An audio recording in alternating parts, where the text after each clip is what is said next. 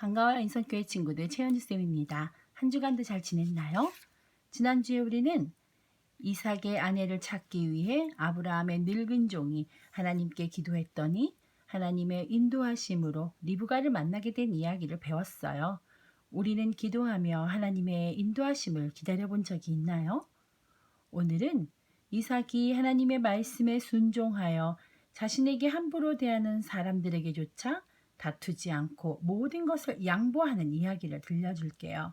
먼저 말씀 제목을 읽어볼까요? 끝까지 양보한 이삭. 본문 말씀을 함께 읽어보아요. 이삭이 그 땅에서 농사하여 그 해에 100배나 얻었고 여호와께서 복을 주심으로 그 사람이 창대하고 왕성하여 마침내 거부가 되어. 창세기 26장 12절에서 13절 말씀. 아멘. 이 말씀은 하나님의 말씀에 순종한 이삭이 얼마나 큰 복을 받았는지 농사를 지어 수확물을 100배나 얻었을 뿐만 아니라 엄청나고 어마어마한 부자가 되었다는 말씀이랍니다. 아브라함 때도 있었던 흉년이 이삭에게도 찾아왔습니다. 비가 오지 않고 농사를 지을 수가 없어 더 이상 먹고 사는 것이 힘들었죠. 이삭은 생각했어요. 비가 오지 않아 더 이상 이곳에 머물 수가 없겠어. 그라를 지나 이집트로 가야겠어. 그곳에는 물이 충분하니 농사를 지을 수 있을 거야. 이삭은 모든 가족들과 종들을 이끌고 이집트로 가기 위해 길을 나섰죠.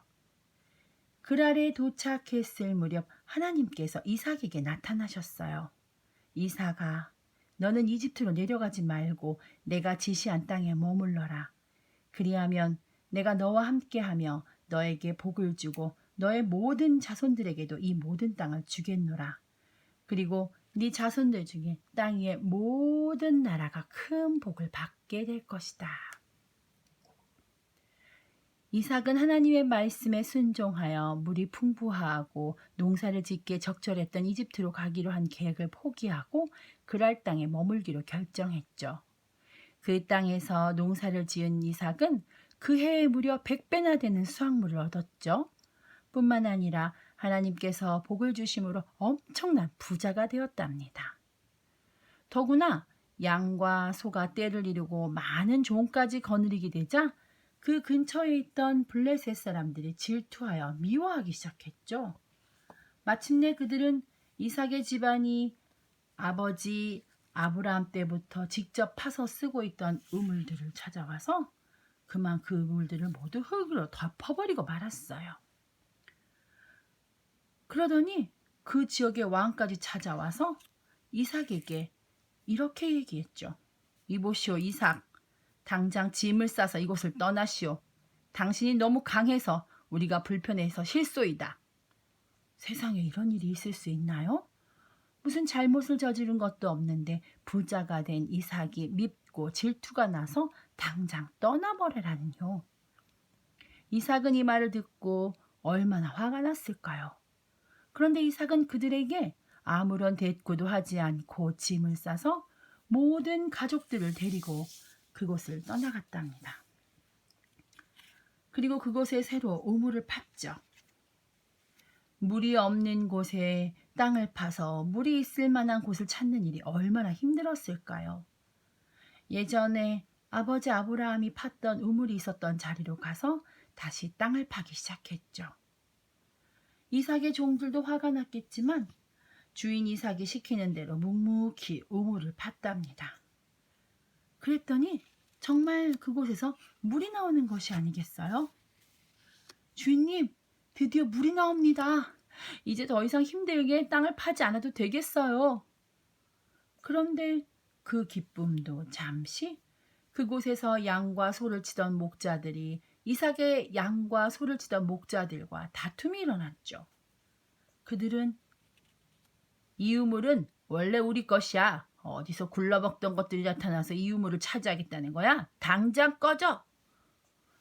세상에, 분명 이삭의 종들이 힘들게 판 우물인데 그들은 자기 것이라며 막 우기는 것이에요. 이삭은 너무도 억울하고 분했지만 우리가 양보하자꾸나. 더 이상 다투지 말거라. 하며 그 우물의 이름을 다툼이라는 뜻의 에색이라고 했죠.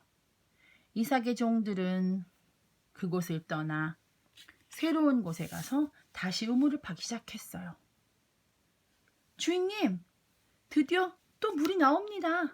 더 이상 고생하지 않아도 되겠어요.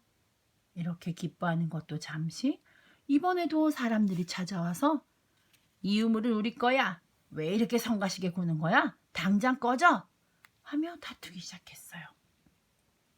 그러나 이삭은 이번에도 이 우물도 양보하자꾸나. 우리가 새로운 우물 찾으면 되지 않겠니? 하며 다툼을 말렸답니다.